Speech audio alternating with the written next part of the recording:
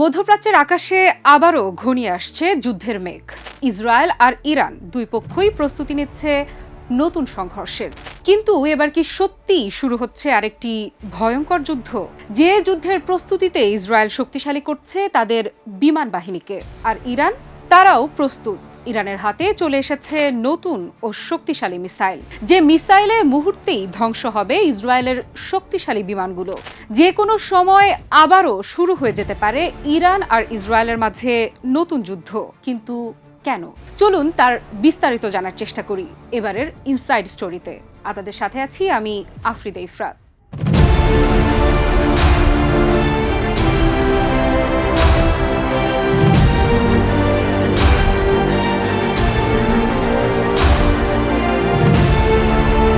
মধ্যপ্রাচ্যের আকাশে যেন আবারও ঝড়ের পূর্বাভাস।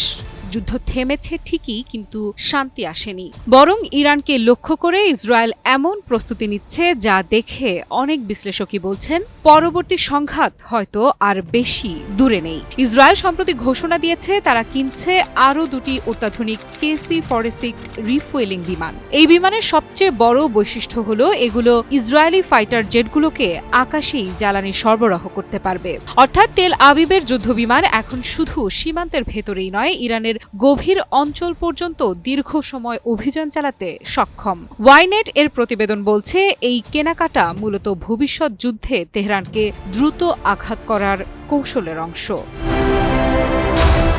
শুধু তাই নয়, এই নতুন ফ্লিট আসছে পুরনো রিফুয়েলিং বিমানের জায়গায়, যেগুলো ব্যবহার করা হয়েছিল ইয়েমেনে হুথি বিদ্রোহীদের বিরুদ্ধে এবং গত জুনে ইরানের সঙ্গে 12 দিনের যুদ্ধের সময়। সেই যুদ্ধে ইসরায়েলের আকস্মিক হামলায় প্রাণ হারায় 1062 জন মানুষ, যার মধ্যে ছিলেন সামরিক কর্মকর্তা, বিজ্ঞানী আর 276 জন নিরীহ নাগরিকও। ইরানও পাল্টা জবাব দিয়েছিল ক্ষেপণাস্ত্র আর ড্রোন হামলায়। সরকারি হিসেব অনুযায়ী এতে ইসরায়েলের অন্তত 32 জন নিহত হয়।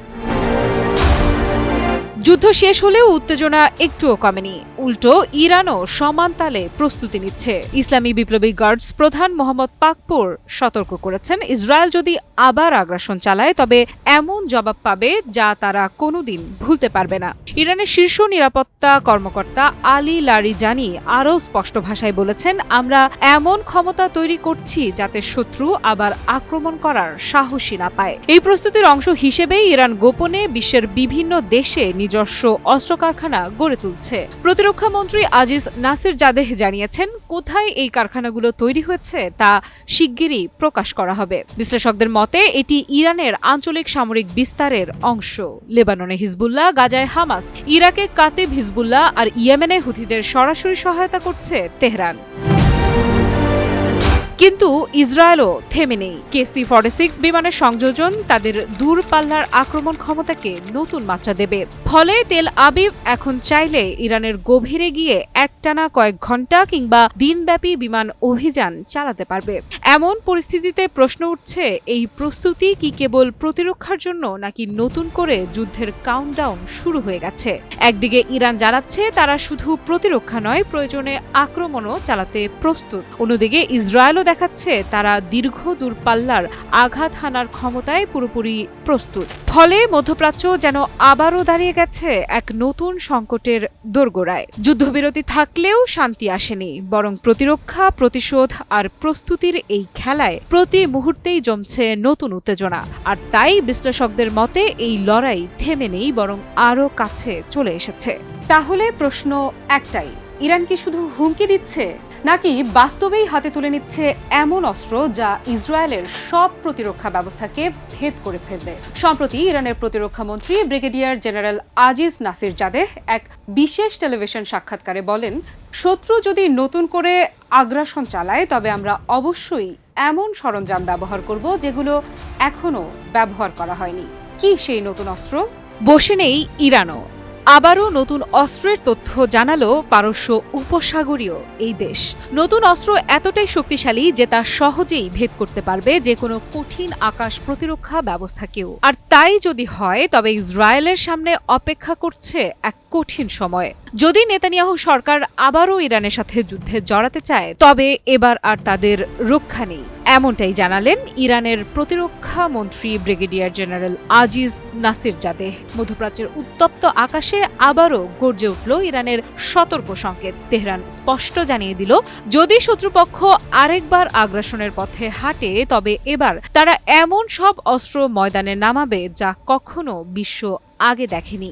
ইরানের প্রতিরক্ষা মন্ত্রী ব্রিগেডিয়ার জেনারেল আজিজ নাসিরজাদেহ সম্প্রতি এক বিশেষ টেলিভিশন সাক্ষাৎকারে বলেন, শত্রু যদি নতুন করে আগ্রাসন চালায় তবে আমরা অবশ্যই এমন সরঞ্জাম ব্যবহার করব যেগুলো এখনো ব্যবহার করা হয়নি। তিনি বিশেষভাবে উল্লেখ করেন কাসিম বাসির নামের একটি ক্ষেপণাস্ত্রের কথা। এই ক্ষেপণাস্ত্রটি কঠিন জ্বালানি ভিত্তিক এবং 1200 কিলোমিটার দূরের লক্ষ্যবস্তুতে আঘাত হানতে সক্ষম। নাসিরজাদেহ একে অভিহিত করেছেন ইরানের সর্বোচ্চ নির্ভুল সার্জিক্যাল মিসাইল হিসেবে।